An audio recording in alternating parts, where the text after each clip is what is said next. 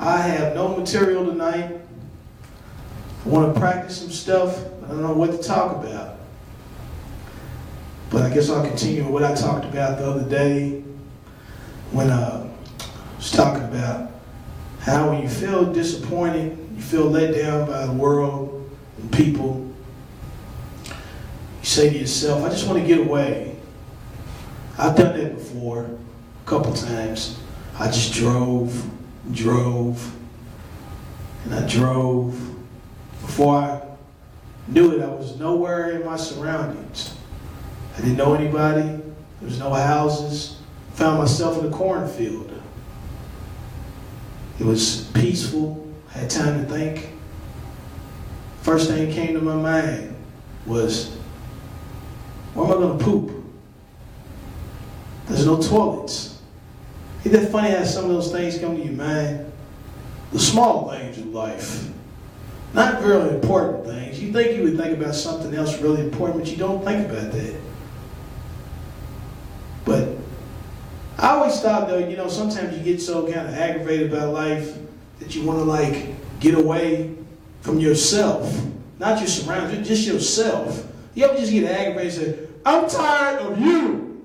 I'm getting away from you. You look in the mirror and say, I don't want to see you no more. So you get in your car, and you drive, and you're driving, and you look into your rearview mirror, and there you are.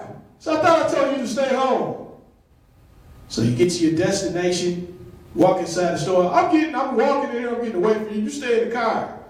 Go in the car, you're walking down the aisles. You have to go past a mirror, and there you go. Man, I thought I told you to stay in the car. So you walk out of the store, you're back in your car, drive all the way home, walk in the door, get back there, go to the restroom, and there you are. You can't get away from yourself. It's something else. But life's like that, though. Life can be disappointing. You can be overwhelmed by a lot of things. You ever be driving on the street sometimes, and you're on the highway, and you're focused on where you're trying to go at, and you look over to the side, see another person in the car, and what they're doing, they're picking their nose. He said, of all the places this guy's going to come pick his nose while we driving. See, that's why I got tinted windows, so I can do that stuff in private. I don't have to worry about nobody knowing what I'm trying to do. You never see me picking my nose in the car with my tinted windows. You might see a silhouette of my finger going to my nose, but you can't really make out for sure that I'm actually picking my nose. I've seen some people, man, look like they got their whole forearm up their nose. But they ain't got no shame about it. But they won't do it inside of a car, anything like that. They'll do it in public. You ever see somebody do that, man, in public, man, in a restaurant? It's like they ain't got no shame at all.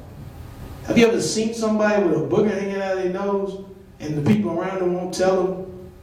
I mean, I would hope whatever my friends got enough about me and they care about me enough to tell me.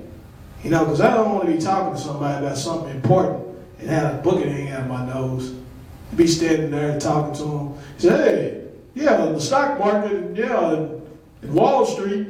And next thing you know, you're sitting there and you got a booger hanging out of your nose. After the conversation, you go back into the bathroom, wash your hands after you get through eating. Say, hey, man, that's like a shoe hanging out of my nose.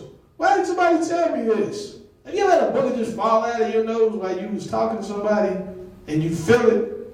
He said, well, maybe a piece of my mustache fell off. And it'd be on your shirt or something. It'd be one of those big red boogers. The one that's got blood on it. No, that's pretty nasty. Man, when I was doing stand-up one time in a bar, I had a whole crap load of material about boogers. Thought I was doing good, man. Told this 10-minute dialogue about boogers. And after it was all over with, I went to the owner. I said, so how did I do? She said, look, a lot of my patrons was complaining about your material. So that was very gross. They were trying to eat and stuff. And I thought to myself, boy, if you're offended by my boogers, you're going to hate my fart jokes. So, yeah, I think I'm going to end this because I've gone too long about boogers. And I was about to make this little transition into the fart stuff. I know you people don't want to hear that, but it's okay, because tomorrow I'll talk about farts. So I'm going to go ahead and end this. Hope nobody was eating while I was talking about the red boogers. But I don't care, because everybody has them. That's what we have in common with famous people. Abraham Lincoln had boogers. I'm sure he did, and I'm sure he picked them.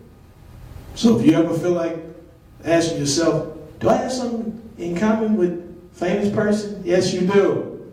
You fart, you got boogers, you've got a lot in common with that person. So I'm going to go ahead and end this. This is a wrap. Have a good night. Goodbye. Sayonara.